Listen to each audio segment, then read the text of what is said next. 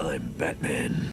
Greetings Multiverse, and welcome to this, the review of the Lego Batman movie Blu-ray, which is just been released. As of now, I've just checked out the movie, I've checked out all the extras, so you know whether it's worth your money.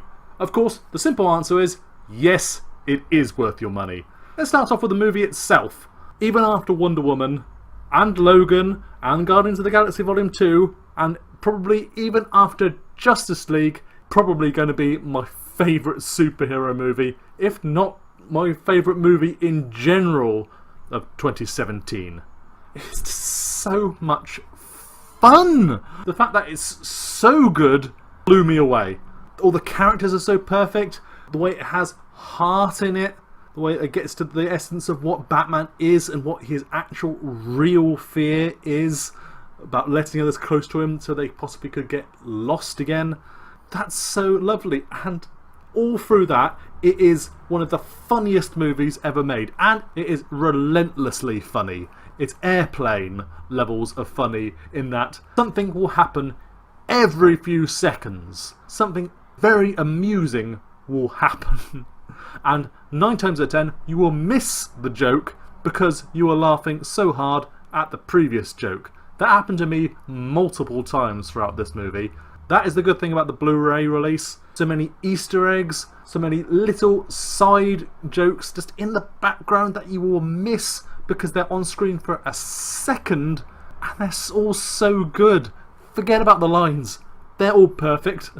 The animation, it's the level of detail that's put into this movie that is just as incredible. And the pure love of Batman and DC Comics and DC Comics movies is incredible. It's off the charts. It's better than any other superhero movie because of the love. It's clear these guys are really in love with Batman and the DC Comics world.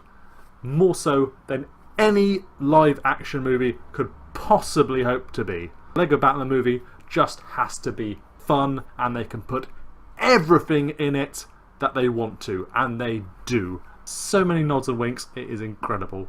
And that's what the Blu-ray's for. You can now pause, you can rewind, you can check out the movie in detail and see how many things you missed. And I guarantee you missed a lot. No matter how many times you saw this movie in theatres, you missed a lot of jokes. Because I know I did. I'm on about my 5th or 6th watch now, and I'm still looking in the background and finding new jokes in it. The story holds together really well. Some people think it lags a bit. I don't think so. I feel it's just telling a story, and then they'll throw in some other great joke or just some stupid reference, and I'm so happy that it exists, and I'll continue to watch it over and over again. That's my review of the Lego Batman movie. I give it an A+. Absolutely perfect. Well done, Lego Batman. You did exactly right. But you all know that. The movie came out several months ago. But what didn't come out several months ago was the Blu-ray and all its lovely extras. Now we've checked out all of them. Let's go down them one by one with what we thought. Starting off the menu, it's awful. Sorry, I have to say it. That is the one bad thing about the Lego Batman movie Blu-ray. The menu is so basic. It's Windows DVD Maker level design. It works, but it looks so basic. There's no animation, stock menu design, one big picture of Batman, and that's it. Pathetic. So let's forget about that, and let's get to the important stuff. Starting us off, the shorts, the original shorts, they're great. They're all quite short, obviously, but they're really, really fun. The funniest thing about them is they're actually done in stop motion. The first one, Dark Hoser, he's Batman getting turned down for the Justice League of America and given to the Justice League of Canada instead. But it's just an excuse for a load of Canada jokes, really. And Superman makes an appearance, that's the most important thing. Next one, Batman is Just Not That Into You, is a Harley Quinn talk show. It's got the Joker in it. It's lots of fun, as only a Harley Quinn chat show could be.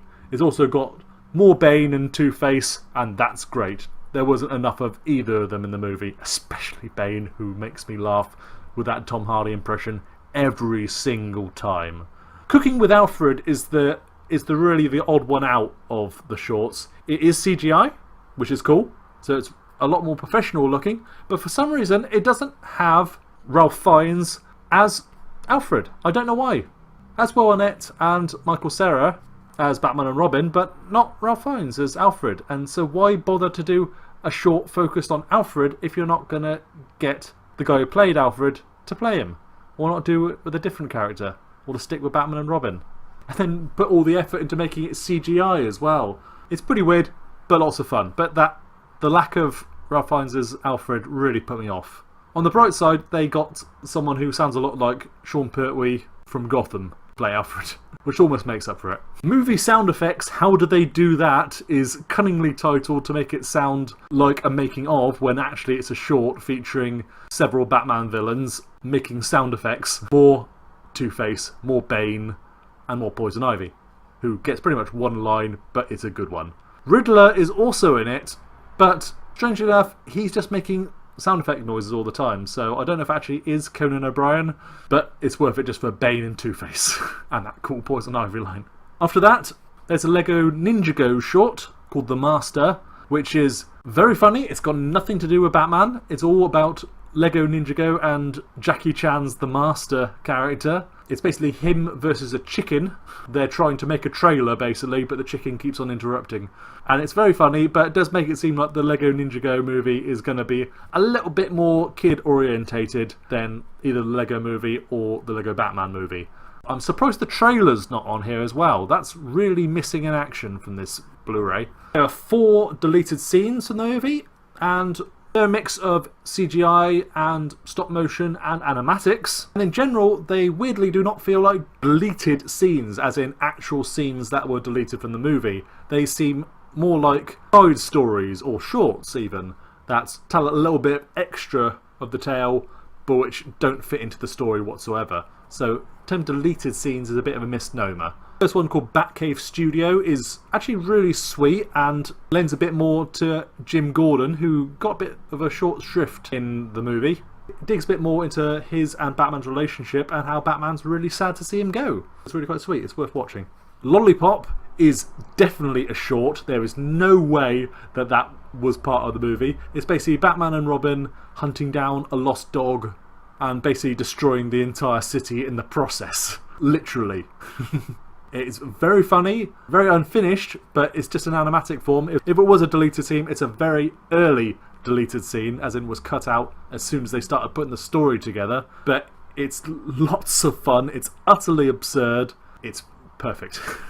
Except the fact that it doesn't have Will Arnett or Michael Cera, but it's still very funny. Batman and Mayor Swap is also similarly not a deleted scene in any way. It's just a side story of how Batman and the Mayor swap at the beginning of the movie and when they do that, and it's very funny.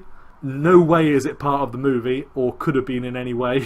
It's quite good at explaining that little mystery, and it's very, very funny.